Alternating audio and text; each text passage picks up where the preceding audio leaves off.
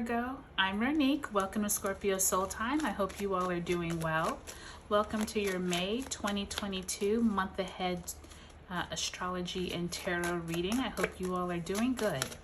So we are at a pivotal time of the year, Virgo, as we are in eclipse season.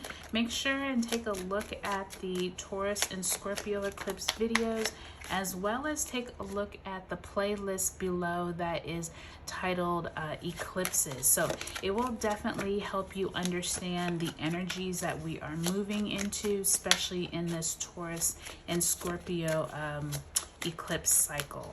So today we're actually going to look at the month ahead of May 2022, Virgo. Please take a look at the list of important dates for May that I listed at the beginning of this video, as well as in the description below. So we're going to pull 2 cards for each week of the month. So the month starts off, Virgo, with 10 of Swords in the upright position, as well as the Star card in reverse, Major Arcana number 17. The second week of the month, we have the 3 of Wheels or 3 of Pentacles, as well as the 7 of Cups in reverse. The third week, Virgo, we have the King of Wheels or King of Pentacles upright, as well as the 5 of Wands in reverse. And the fourth week, we have the King of Wands in reverse,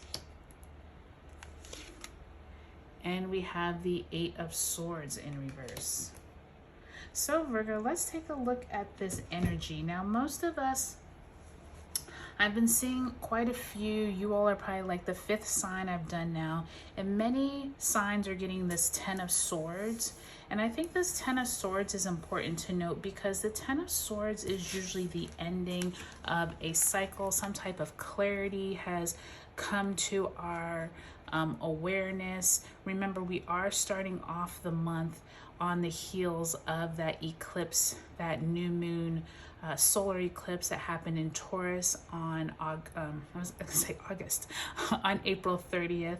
So just be knowledgeable that this could play out in many scenarios for many different people. But for you all, Virgo, what I'm already sensing is that something has needed to come to an end, or you're planting seeds wanting to be able to be enlightened, which that Star card is, on how you can end something in the future.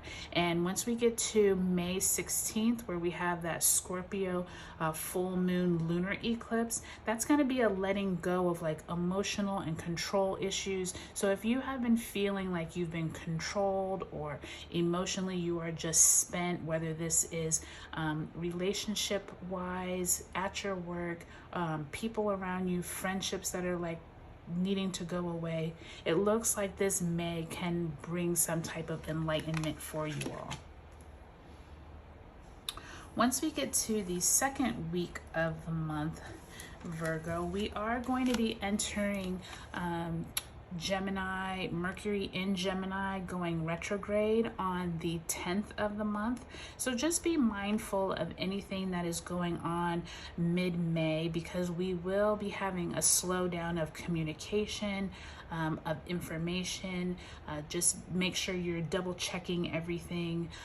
You do have the 3 of Pentacles and the 7 of Cups here, so you might have some type of work project that you're trying to build.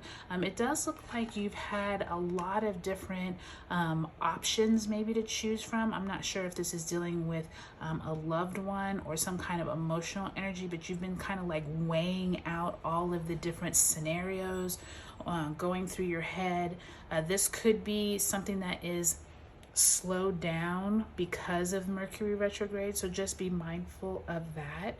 But also with that 3 of Wheels, I'm also sensing maybe you all have started a project that you're trying to see through to fruition, or you're trying to get it to the next stage. I think this is going to be a really good thing for you all, because by the time you get to that 3rd week of the month, when we have that Scorpio eclipse, you have this King of Pentacles, which could mean whatever that project was back here with that Three of Pentacles that you started. Maybe you start seeing some fruits of your labor come from that, maybe some money fruitions. But with that Five of Wands in reverse, I'm not quite sure if you all are doing this with maybe a group of people. Five of Wands can be like playful competition, or it can be like a little bit of strife. With it in reverse, I wouldn't be too worried about it. Kind of looks like maybe this is like some playful competition you all have at work. Maybe you all are split up into teams to see who can finish a project quicker or better, or who will be able to present it to a client. But there definitely is a lot of options going on of some type of project that you're trying to get going with that Three of Pentacles and then this King of Pentacles.